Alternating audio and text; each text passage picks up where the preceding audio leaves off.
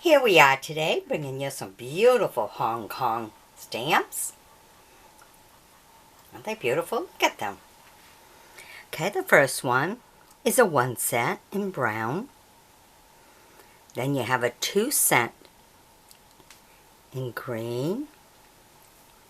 And then a 4 cent in the second row in red. And then there she is, beautiful.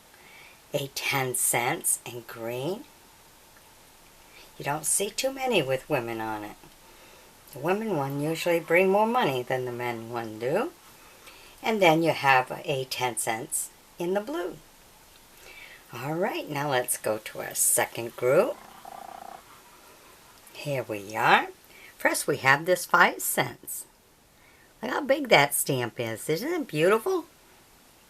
It's a big one. I would think it would only go on packages or something, because a regular little envelope, I would take up at least a third of it, maybe more.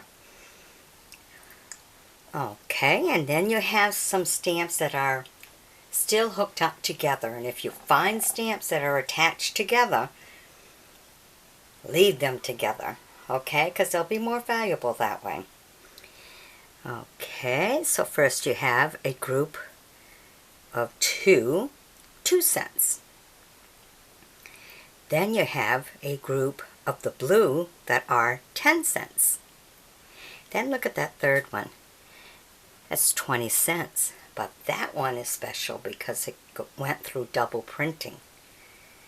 See, and a lot of time when it goes through the double printing, someone may not totally pay attention, and the portrait will be upside down. Because first it had to go through the printing of the green and white. Then it had to go through the brown printing. And if you ever find one where the portrait's upside down,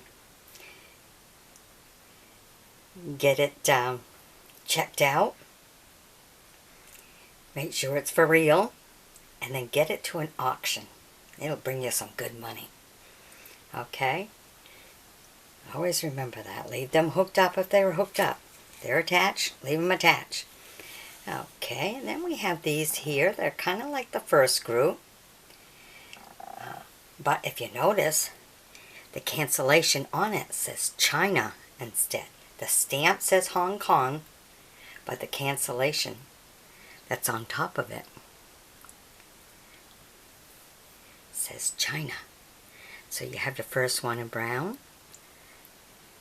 and you have your second one in green, the 2 cent. So both of these are Hong Kong stamp, but stamped China.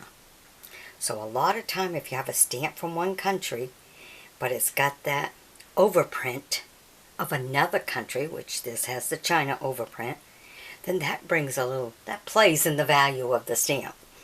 So always remember that. That makes a big difference, especially in some other countries. Okay, and in the second row you have your 4 cent red.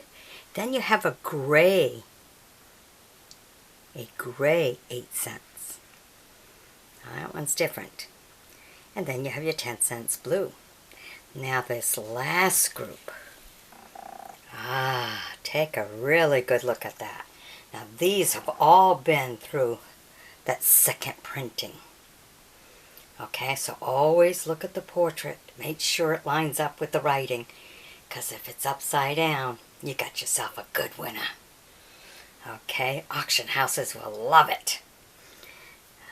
Okay, Cherry Stone auctions, there's a few of them. Just check online.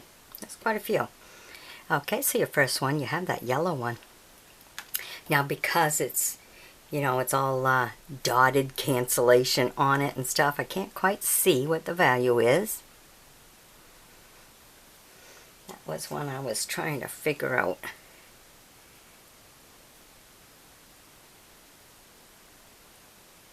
Look at that, isn't it pretty? They didn't make too many yellow stamps. Yellow didn't seem to be a color that took very well. But here we have a yellow one with a brown portrait. Then the second one is a 3 cents. Now that is a hunter green or a black. I think it's a black. black and white with a green portrait in the center. Now down to the second row, you have 5 cents in red, but it's a different shade of red. And the portrait is green, but oh, you could barely see the portrait in there. But it's there and it's green. Kind of like the 3-cent one. It's that kind of green.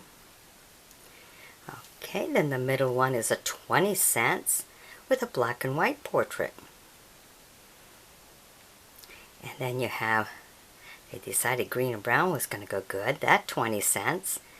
That last one is green and white with the brown portrait. Now this is a really good group, this group. I really like this one. So I've been grouping them all up because I'm ready to resell. It's time to let some of my stamps go. I've reached that age. So this would be a good starter for a stamp collector. This is a good set. So I try to put them all into sets so that if you start the set, all you got to do is add to it and you get a good amount in your beginner set. Alright, hope you've enjoyed my bringing them to you. Be sure to sub me, join me as a friend, and be sure to share the video with other stamp collectors. Okay?